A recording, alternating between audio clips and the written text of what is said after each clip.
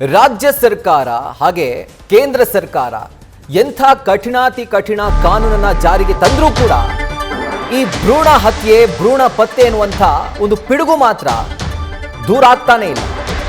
ಈಗ ಮತ್ತೊಂದು ಭ್ರೂಣ ಹತ್ಯೆ ಜಾಲವನ್ನ ಆರೋಗ್ಯ ಇಲಾಖೆ ಭೇದಿಸಿದೆ.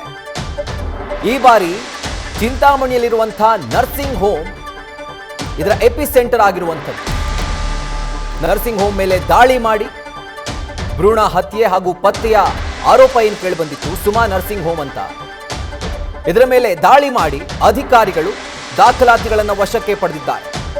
ಒಂದು ಭ್ರೂಣ ಪತ್ತೆ ಹತ್ಯೆಗೆ 38,000 ರೂಪಾಯಿ ನಿಗದಿಯನ್ನ ಮಾಡಿದ್ರಂತೆ ಏಜೆಂಟ್ರು. ಗರ್ಭಿಣಿಯನ್ನ ಕರೆತರ್ತಾ ಇದ್ದ ವೇಳೆ ವೈದ್ಯಕೀಯ ಕಾಯ್ದೆ ಉಪನಿರ್ದೇಶಕರಾದಂತಹ ಡಾಕ್ಟರ್ ಶೋಭಾ ಹಾಗೆ ಮಂಡ್ಯ ಜಿಲ್ಲಾ ಆರೋಗ್ಯಾಧಿಕಾರಿ ಬೆಟ್ಟಸ್ವಾಮಿ ಅವರ ನೇತೃತ್ವದಲ್ಲಿ ಒಂದು ಜಂಟಿ ದಾಳಿ ಆಗಿದೆ. ಈ ಸಂದರ್ಭದಲ್ಲಿ ಏಜೆಂಟರು, ಡಾಕ್ಟರ್ಗಳು ಎಲ್ಲರೂ ಶಾಮೀಲಾಗಿದ್ದು ಬಟಾಬಯಲಾಗಿದೆ. ಇದಕ್ಕೆ ಸಂಬಂಧಪಟ್ಟಂತೆ ಚಿಂತಾಮಣಿ ನಗರ ಪೊಲೀಸ್ ಠಾಣೆಯಲ್ಲಿ ದೂರು ಕೂಡ ದಾಖಲಾಗಿದೆ. ಆ ಒಂದು ಎಕ್ಸ್ಕ್ಲೂಸಿವ್ ವಿಜುವಲ್ಸ್ ಅನ್ನ ಗಮನಿಸ್ತಾ ಇದ್ದೀರಿ ನಿಮ್ಮ ನ್ಯೂಸ್ ಫಸ್ಟ್ ನ ಸ್ಕ್ರೀನ್ ಅಲ್ಲಿ. ಚಿಂತಾಮಣಿಯ ಸುಮಾ ನರ್ಸಿಂಗ್ ಹೋಮ್ ಮೇಲೆ ಜಂಟಿ ದಾಳಿ ನಡೆಸಿದಂಥ ವೈದ್ಯಕೀಯ ಕಾಯ್ದೆಯ ಉಪನಿರ್ದೇಶಕರಾದ ಡಾಕ್ಟರ್ ಶೋಭಾ ಹಾಗೆ ಮಂಡ್ಯ ಜಿಲ್ಲಾ ಆರೋಗ್ಯಾಧಿಕಾರಿ ಡಾಕ್ಟರ್ ಬೆಟ್ಟಸ್ವಾಮಿ ಈ ಒಂದು ಜಾಲವನ್ನ ಬಟಾಬಯಲು ಮಾಡಿದ್ದಾರೆ. ಕರ್ನಾಟಕ ರಾಜ್ಯದಲ್ಲಿ ಭ್ರೂಣ ಪತ್ತೆ, ಭ್ರೂಣಲಿಂಗ ಪತ್ತೆ, ಭ್ರೂಣ ಹತ್ಯೆ ಇದಕ್ಕೆ ಸಂಬಂಧಪಟ್ಟಂತೆ ಎಷ್ಟೇ ಕಾನೂನುಗಳನ್ನು ತಂದರೂ ಕೂಡ ಈ ಪಿಡುಗು ನಮ್ಮಿಂದ ದೂರವಾಗ್ತಾ ಇಲ್ಲ. ಸರ್ಕಾರ ಇದಕ್ಕೆ ಸಂಬಂಧಪಟ್ಟಂತೆ ಹೆಚ್ಚಿನ ಗಮನವನ್ನು ಹರಿಸಬೇಕು. ಹಾಗೂ ಮಂಡ್ಯದಿಂದ ಈ ಲಿಂಕ್ ಚಿಕ್ಕಬಳ್ಳಾಪುರಕ್ಕೆ ಬರುತ್ತೆ ಅಂತಂದರೆ ಇದೆಲ್ಲೋ ಒಂದು ಕಡೆ ಕೇವಲ ಇಲ್ಲಿಗೆ ನಿಲ್ಲೋದಿಲ್ಲ. ಇದು ಯಾಕೋ ಒಂದು ಇಂಟರ್ ಸ್ಟೇಟ್ ನೆಟ್ವರ್ಕ್ ಇದ್ದಂತೆ ಕಾಣಿಸ್ತಾ ಇದೆ. ಅದು ರ್ಯಾಕೆಟ್ ಇದ್ದ ರೀತಿ ಕಾಣಿಸ್ತಾ ಇದೆ. ದೃಶ್ಯಗಳಲ್ಲಿ ಗಮನಿಸ್ತಾ ಇದ್ದೀರಿ. ಸುಮಾ ನರ್ಸಿಂಗ್ ಹೋಮ್ ಮೇಲೆ ಅಧಿಕಾರಿಗಳು ದಾಳಿಯನ್ನು ಮಾಡಿ ಯಾವ ನರ್ಸಿಂಗ್ ಹೋಮ್ನಲ್ಲಿ ಭ್ರೂಣಲಿಂಗ ಪತ್ತೆ ಹಾಗೂ ಹತ್ಯೆಯನ್ನು ಮಾಡಲಾಗ್ತಾ ಇದೆ ಅನ್ನುವಂಥ ಆರೋಪ ಕೇಳಿ ಬಂದಿತ್ತು. ಅದಕ್ಕೆ ಸಂಬಂಧಪಟ್ಟಂತೆ ದಾಖಲಾತಿಗಳನ್ನು ವಶಕ್ಕೆ ಪಡೆದಿದ್ದಾರೆ.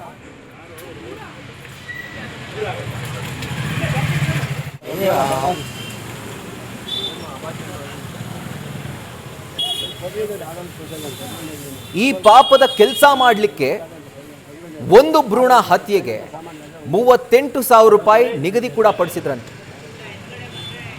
ಅಂದ್ರೆ ಈ ರೇಟ್ಗಳ ಲಿಸ್ಟ್ ಹೆಂಗಿರ್ತಾವೋ ಅಂಗಡಿಗಳಲ್ಲಿ, ಹೋಟೆಲ್ಗಳಲ್ಲಿ, ಆ ಥರ ಏಜೆಂಟ್ರೇ ಕರ್ಕೊಂಡು ಬರ್ತಾ ಇದ್ರು ಗರ್ಭಿಣಿಯರನ್ನ. ಕರ್ಕೊಂಡು ಬಂದು ಒಂದು ಭ್ರೂಣ ಹತ್ಯೆಗೆ ಅಥವಾ ಪತ್ತೆ ಮಾಡಲಿಕ್ಕೆ 38,000 ರೂಪಾಯಿ, ಇದು ಫಿಕ್ಸ್ಡ್ ಪ್ರೈಸ್. ಈಗ ಈ ಒಂದು ಜಾಲವನ್ನು ವೈದ್ಯಾಧಿಕಾರಿಗಳು ಹಾಗೆ ವೈದ್ಯಕೀಯ ಕಾಯ್ದೆ ಉಪನಿರ್ದೇಶಕರು ಬಯಲಿಗೆಳೆದಿದ್ದಾರೆ. ನಮಗೆ ಕೆಲವು ದಿನದ ಹಿಂದೆ ಒಂದು ಮಾಹಿತಿ ಬರುತ್ತೆ. ಮಾಹಿತಿ ಹೇಳ್ಬಿಟ್ಟು ಈ ರೀತಿ ಇಲ್ಲಿಂದ ಎಲ್ಲ ಮಕ್ಕಳುಗಳನ್ನ, ಇದು ಹೆಣ್ಣು ಗರ್ಭಿಣಿಯರನ್ನ ಕರ್ಕೊಂಡೋಗಿ ನನಗೆ ಕಾನ್ಫಿಡೆನ್ಷಿಯಲ್ ಆಗಿ ಇಲ್ಲಿ ಭ್ರೂಣಲಿಂಗ ಪತ್ತೆ ಮಾಡ್ತಿದ್ದಾರೆ ಅನ್ನೋ ನ್ಯೂಸ್ ಬಂತು. ಬೆಟ್ಟಸ್ವಾಮಿ ಅವ್ರ ಮೂಲಕ ಬಂತು. ಅಲ್ಲಿ ಬಂದಾಗ ನಾವು ಆ್ಯಕ್ಚುಲಿ ಒಂದು ವಾರದಿಂದನೇ ಪ್ಲ್ಯಾನ್ ಮಾಡಿದ್ವಿ. ಸರ್ ಹೇಳಿದಾಗೆ ಇದು 1-2 ದಿವಸದ ಕೆಲಸ ಅಲ್ಲ. ಆ ಏಜೆಂಟ್ ಇಟ್ಕೊಂಡು ಆ ಪೇಷಂಟ್ ಕ್ರಿಯೇಟ್ ಮಾಡಿ ಅವಳ ಪೇಷಂಟ್ಗಳನ್ನೆಲ್ಲ ನಾವು ಕೂಡಿಸಿ ಇಲ್ಲಿ ಕರ್ಕೊಂಡು ಬಂದು ಆ ಪೇಷಂಟ್ ಅವ್ರು ಬಂದಿದ್ದ ಕಾರ್ ಹಿಂದೆ ಟ್ರ್ಯಾಕ್ ಮಾಡ್ಕೊಂಡು ಬಂದ್ವಿ. ಅಲ್ಲಿಂದ ಇಲ್ಲಿಗೆ ಟ್ರ್ಯಾಕ್ ಮಾಡ್ಕೊಂಡು ಬಂದು ಇಲ್ಲಿ 200 ಮೀಟರ್ಸ್ ಸ್ವಲ್ಪ ದೂರದಲ್ಲಿ ನಿಂತು ಎಲ್ಲ ಮಾಡಿದಾಗ, ಬಟ್ ಇಲ್ಲಿಗೆ ಬರೋ ಅಷ್ಟೊತ್ತಿಗೆ ಏನೋ ಸೂಕ್ಷ್ಮತೆ ಅವ್ರಿಗೆ ಗೊತ್ತಾಗಿದೆ ಅನ್ಸುತ್ತೆ. ಬಂದು ಒಳಗಡೆ ಬಂದಾಗ ಮತ್ತೆ ಇವನ್ ದುಡ್ಡು ತಂದಿದ್ದೆಲ್ಲ ಇಷ್ಟು ವಾಪಸ್ ಕೊಟ್ಟಿದ್ದಾರೆ. ಅದು ನ್ಯೂಸ್ ಬಂತು. ಬಟ್ ಏಕೆಂದರೆ ನಮ್ಗೆ ಏನು ಪ್ರಾಬ್ಲಮ್ ಆಗಲಿಲ್ಲ ಅಂದರೆ ಏಜೆಂಟನ್ನ ಇಟ್ಕೊಳಾಗ ಅವಳೆಲ್ಲ ಹೇಳಿದ್ದಾಳೆ. ಅದು ಇನ್ವೆಸ್ಟಿಗೇಷನ್ ಮಾಡಿ ನಾವು ಡಿಸ್ಟ್ರಿಕ್ಟ್ ಹೆಲ್ತ್ ಆಫೀಸರ್ ಕೊಟ್ಟಿದ್ವಿ. ಅವರು ಮತ್ತೆ ಕೂಲಂಕುಷವಾಗಿ ನೋಡಿಬಿಟ್ಟು ನನಗೆ ಮತ್ತೆ ಅವರು ರಿಪೋರ್ಟ್ ವಾಪಸ್ ಕೊಡ್ತಾರೆ. ಅದಾದಮೇಲೆ ಅವ್ರಿಗೆಲ್ಲ ಅದೆಲ್ಲ ಸೀಸ್ ಮಾಡಿ ಪೊಲೀಸಿಗೆ ಕೊಟ್ಟಿದ್ವಿ. ಇಲ್ಲಿ ಇರುವಂಥ ಸಬ್ ಇನ್ಸ್ಪೆಕ್ಟರ್, ಸರ್ಕಲ್ ಇನ್ಸ್ಪೆಕ್ಟರ್ ಅವರು ನಮಗೆ ಸಾಥ್ ಕೊಟ್ಟಿದ್ದಾರೆ. ಅವ್ರು ಬಂದೆಲ್ಲ ಸೀಸ್ ಮಾಡಿ ನನಗೆ ಕಾನ್ಫಿಡೆನ್ಷಿಯಲ್ ಆಗಿ ಇಲ್ಲಿ ನಮಗೆ ಕೆಲವು ದಿನದ ಹಿಂದೆ ಒಂದು ಮಾಹಿತಿ ಬರುತ್ತೆ. ಮಾಹಿತಿ ಹೇಳ್ಬಿಟ್ಟು ಈ ರೀತಿ ಇಲ್ಲಿಂದ ಎಲ್ಲ ಮಕ್ಕಳುಗಳನ್ನ, ಇದು ಹೆಣ್ಣು ಗರ್ಭಿಣಿಯರನ್ನ ಕರ್ಕೊಂಡೋಗಿ ಯಾವ ರೀತಿ ಹೆಣ್ಮಕ್ಳು ಅಂತ ಗರ್ಭಿಣಿಯರನ್ನೆಲ್ಲ ಕರ್ಕೊಂಡೋಗಿದ್ದು ಇಂದೂರಿಂದ ಆ ಕಡೆ ಎಲ್ಲೋ ಒಂದು ಕಡೆ ಇದನ್ನ ಗರ್ಭಪಾತ ಮಾಡಬೇಕು, ಲಿಂಗ ಪತ್ತೆ ಮಾಡಬೇಕು, ಏನಾಗಿ ಗರ್ಭಪಾತ ಮಾಡಿಸ್ತಾ ಇದ್ದಾರೆ ಅಂತ ಅಂದ್ಬಿಟ್ಟು ಒಂದು ನಂಬರ್ ಕೊಡ್ತಾರೆ. ನಾವು ಆ ನಂಬರ್ನ ಇಟ್ಕೊಂಡ್ಬಿಟ್ಟು ಆ ನಂಬರ್ನ ಆ ಏಜೆಂಟ್ನ ಅದು ಏಜೆಂಟ್ ನಂಬರ್ ಆಗಿರ್ತದೆ. ಆ ಏಜೆಂಟ್ನ ಸಂಪರ್ಕಿಸ್ಬಿಟ್ಟು ನಾವು ಒಂದು ಡೆಕಾಯ್ ಲೇಡಿನ ರೆಡಿ ಮಾಡ್ತೀವಿ. ಅಂದರೆ ಇನ್ನೊಂದು ಗರ್ಭಿಣಿನ ನಾವು ರೆಡಿ ಮಾಡ್ತೀವಿ. ಲಿಂಗ ಪತ್ತೆ ಮಾಡಿಸ್ಕೊಳ್ಳಿಕ್ಕೆ ನಮಗೆ ಬೇಕಾಗಿದೆ, ನಾವು ಇಂಥವ್ರಿಗೆ ಮಾಡಿಕೊಡ್ಬೇಕು ಅಂತ ಆ ಮಹಿಳೆನ ನಾವು ರೆಡಿ ಮಾಡುವಂಥದ್ದಕ್ಕೆ ಅವ್ರ ಮನವೊಲಿಸಿದ್ವಿ. ಈ ಥರದ್ದು ನಾವೊಂದು ಆಪ್ರೇಷನ್ ಮಾಡ್ತಾಯಿದ್ವಿ, ಅದು ನೀವು ಸಮ್ಮತಿಸಿದ್ರೆ ನಾವು ಮಾಡ್ತೀವಿ ಅಂತ. ಸೊ ಅದೇ ರೀತಿ ಅವ್ರು ಒಪ್ಕೊಳ್ತಾರೆ, ನಾನು ಬರ್ತೀನಿ ಸರ್, ಅದೇನಾದ್ರು ಆಚೆ ಅಂತ ತಡೆಗಟ್ಟೆ ಅವ್ರಿಗೂ ಒಂದು ಹೆಣ್ಮಗು ಇರ್ತದೆ.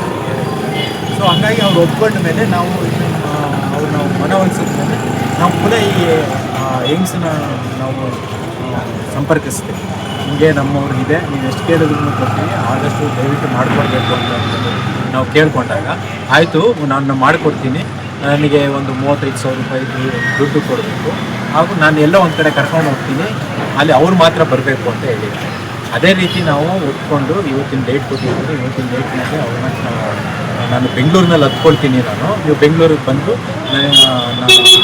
ಅವ್ರ ಯಂಗ್ಸ್ನ ಬಿಡಿ ಅಂತ ಹೇಳ್ತೀವಿ. ಸೊ ನಾವೇನು ಹೇಳಿರ್ತೀವಿ, ಇದು ನೀವೆಲ್ಲರೂ ತುಂಬ ದೂರ ಕರ್ಕೊಂಡು ಹೋಗೋದಾದ್ರೆ ಆ ಮಹಿಳೆ ಈ ಕಾರ್ನಲ್ಲಿ ಬರ್ತಾರೆ, ನೀವೇ ಕರ್ಕೊಂಡು ಹೋಗಿ ಅವ್ರನ್ನ. ಆ ಮಹಿಳೆ ಅಲ್ಲಿ ಕಾರ್ನಲ್ಲಿ ಹತ್ಕೊಂಡ್ಬಿಟ್ಟು ಇಲ್ಲಿಗೆ ಕರ್ಕೊಂಡು ಬರ್ತಾರೆ, ಚಿಂತಾಮಣಿಗೆ ಕರ್ಕೊಂಡು ಬಂದಮೇಲೆ ನಮ್ಮನ್ನು ಅಲ್ಲೇ ಒಂದು 300 ಮೀಟರ್ ದೂರದಲ್ಲಿ ನಿಲ್ಲಿಸ್ಬೇಕು. ಆಮೇಲೆ ಈ ನರ್ಸಿಂಗ್ ಹೋಗ್ಬಿಟ್ಟು ನಮ್ಮ ಒಳಗಡೆ ಕರ್ಕೊಂಡು. ಬಟ್ ಏನಾಗಿದೆ, ನಾವು ಇಲ್ಲಿಗೆ ಬರುವಷ್ಟರಲ್ಲಿ ನಾವು ಇಲ್ಲಿ ಯಾರೋ ಇವ್ರು ಬರ್ತಾ ಇದ್ದಾರೆ ಅಂತ ಅಂದ್ಬಿಟ್ಟು ಇವ್ರಿಗೆ ವಿಷಯ ಗೊತ್ತಾದ ತಕ್ಷಣ ಅವರು ಸ್ವಲ್ಪ ಅವ್ರನ್ನ ಇಟ್ಕೊಂಡಿದ್ದು ನಾವು ಇವತ್ತು ಏನು ಸ್ಕ್ಯಾನಿಂಗ್ ಮಾಡೋದಿಲ್ಲ ಅಂತ ಅಂದ್ಬಿಟ್ಟು ಕಳಿಸ್ಕೊಟ್ಟಿದ್ದಾರೆ.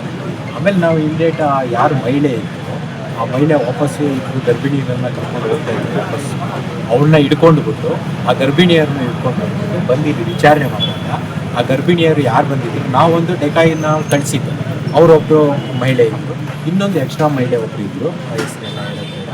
ಸೊ ಆ ಮಹಿಳೆಗೂ ಬಂದಿರ್ತಾರೆ. ಅವರಿಬ್ಬರನ್ನು ವಿಚಾರಣೆ ಮಾಡಿದಾಗ ಅವರು ನಮ್ಮನ್ನು ಇಲ್ಲಿಗೆ ಸ್ಕ್ಯಾನಿಂಗ್ ಮಾಡಿಸ್ಕೊಡ್ತೀವಿ ಅಂತ ಅಂದ್ಬಿಟ್ಟು ಕರ್ಕೊಂಡು ಬಂದಿದ್ದರು. ನಮ್ಮನ್ನು ಅದೇ ಪರ್ಪಸ್ ಕರ್ಕೊಂಡು ಬಂದಿದ್ದಾರೆ.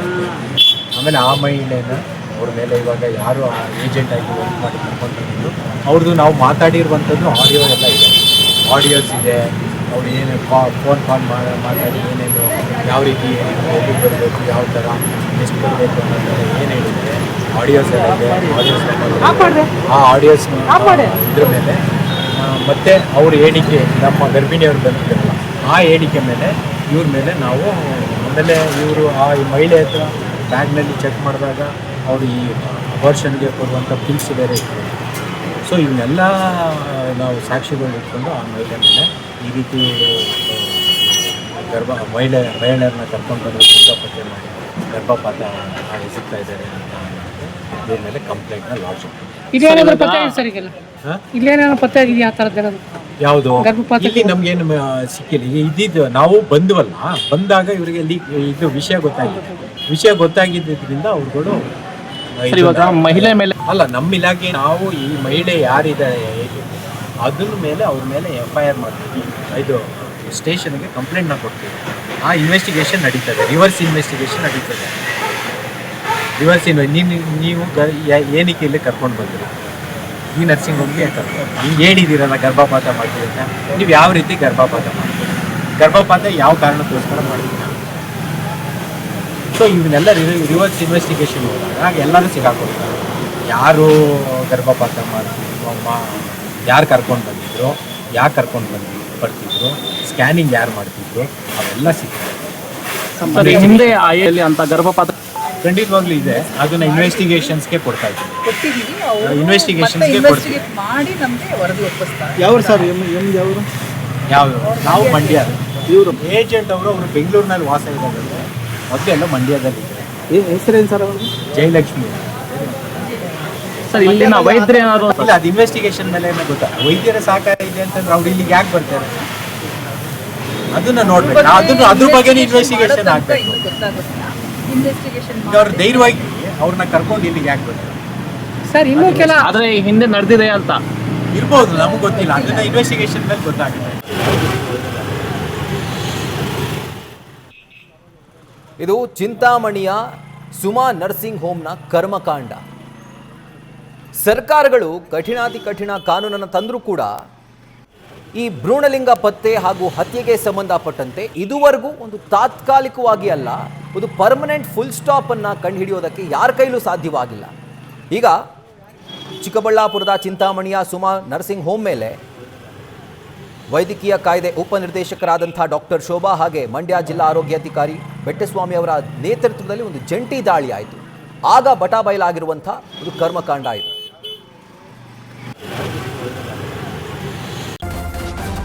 ನ್ಯೂಸ್ ಫಸ್ಟ್ ನಿರ್ಭೀತಿಯಿಂದ ನಿಮ್ಮ ಪರವಾಗಿ.